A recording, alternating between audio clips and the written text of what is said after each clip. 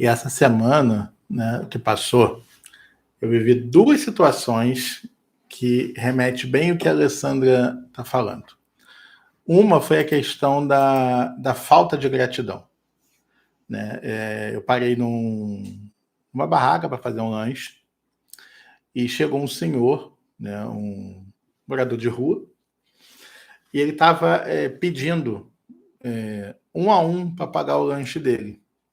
Sendo que teve um movimento antes disso. O proprietário da lanchonete já tinha separado um salgado e um suco, tinha colocado no saco, estava guardadinho. Quando ele chegou, o rapaz da lanchonete deu para ele.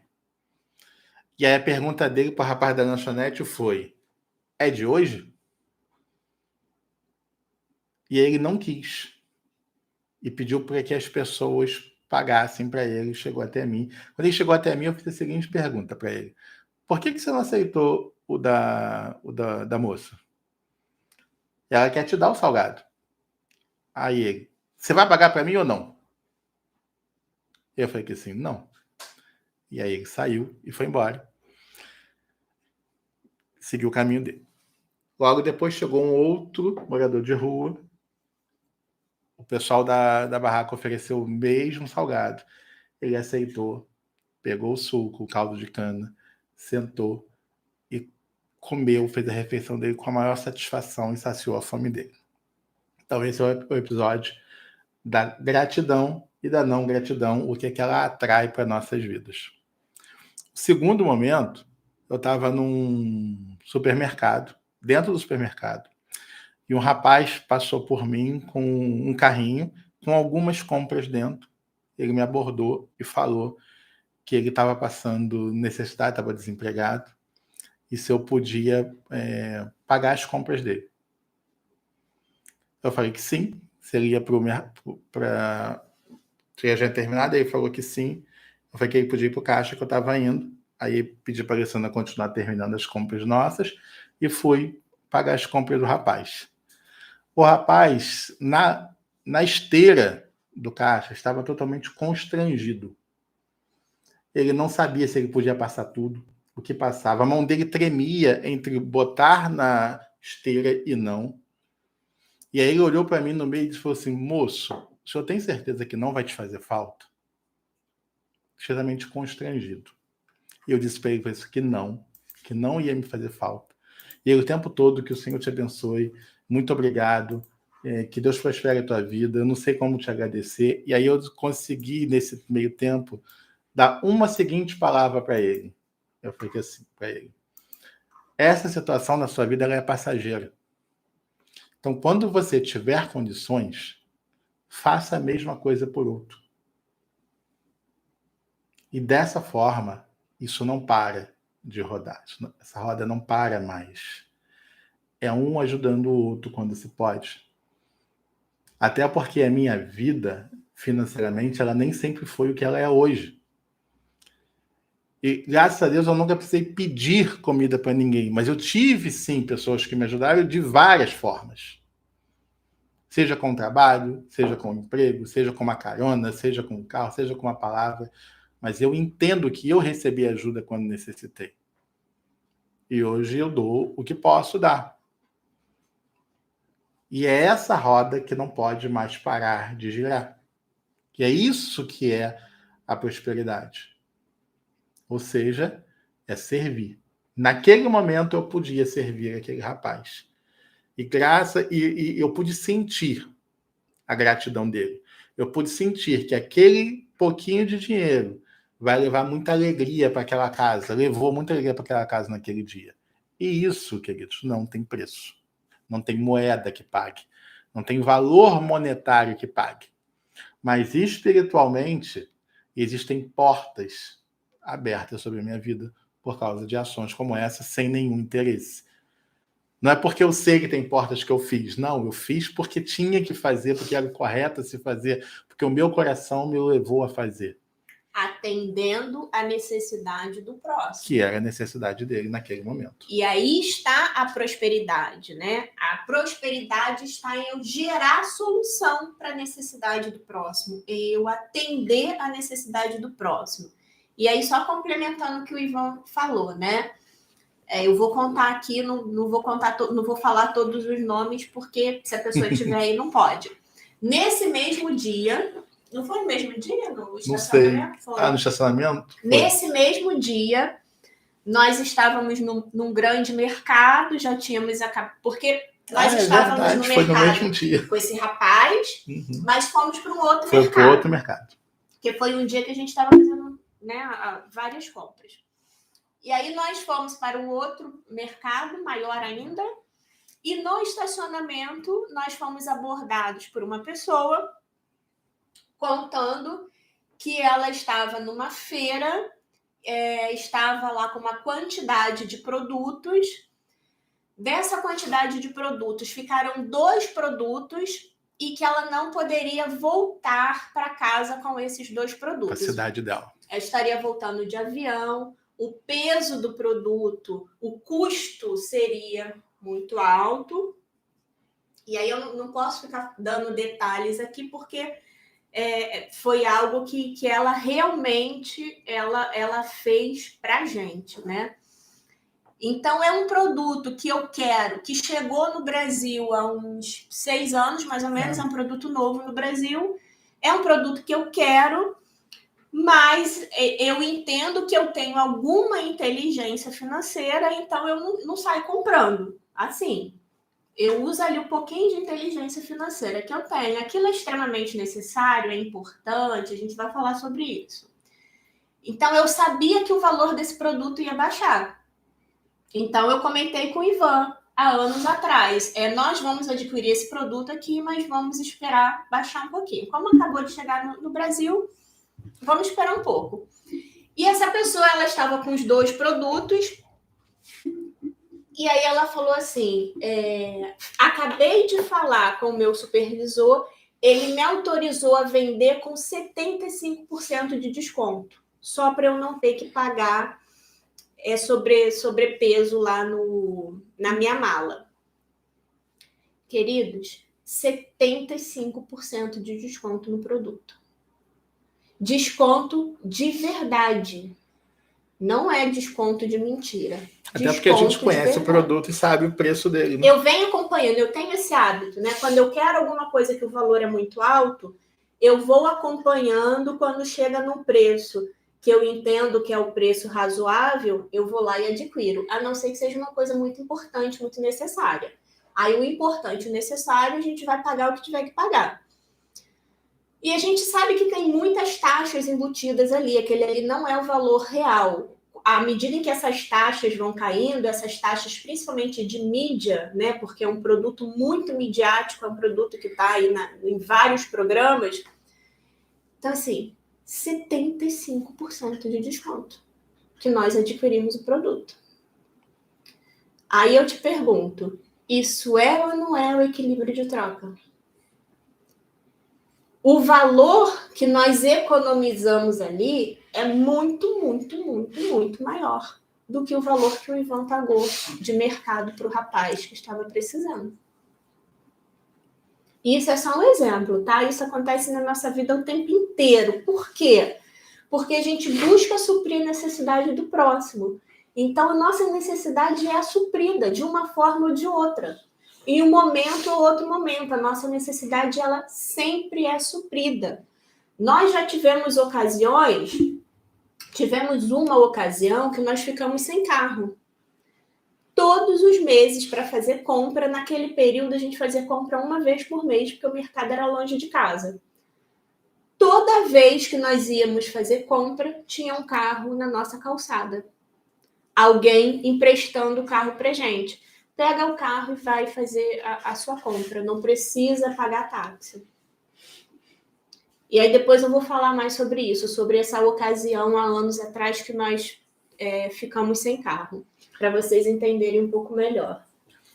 E aí, a gente está falando do equilíbrio de troca. Você estava falando Eu fiz uma conta rápida aqui agora, quando você falou dos valores, né? Uhum. Porque ter essa comparação dos valores ainda é importante para eles, porque na verdade não é o valor que importa para a gente, nem nesse universo. Mas eu sei que para vocês isso faz diferença, e o valor foi simplesmente 20 vezes mais. Foi 20 vezes mais? Fiz uma conta aqui rápida do que veio à noite, logo depois. Se a gente nem tinha saído do bairro, né?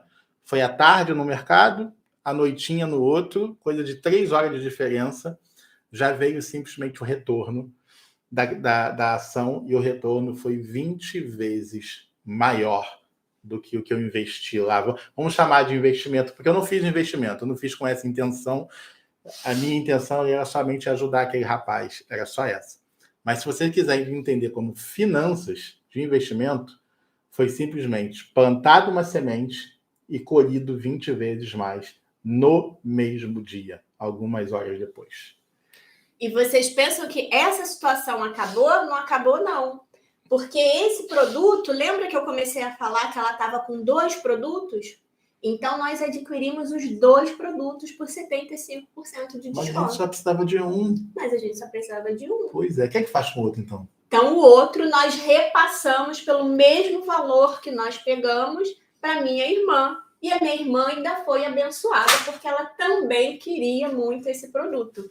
Então, todos nós somos prósperos. Todos nós.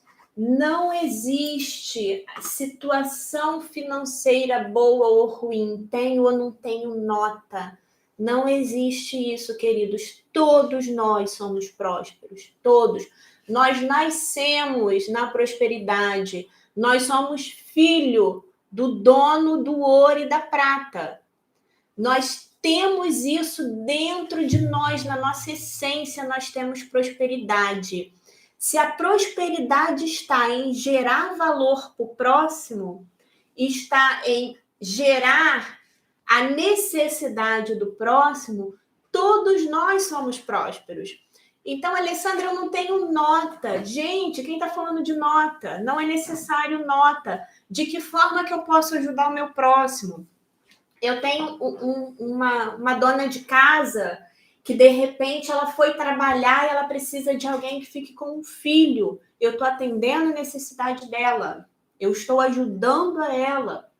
E aí, de repente, ela não pode me pagar financeiramente, ela não pode me pagar com nota, mas ela pode me pagar de que forma? Ela vai me pagar, de repente, trazendo uma roupa para mim, trazendo comida para mim, de repente, trazendo um móvel que eu preciso. Eu não tenho, de repente, cédula, nota para comprar comida no mercado e fazer para distribuir para pessoas que precisam. Digamos que eu não tenha. Mas o que eu tenho? Eu tenho voz.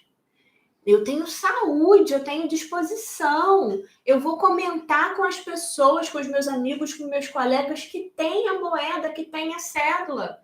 Vou compartilhar o meu desejo, vou compartilhar o meu projeto.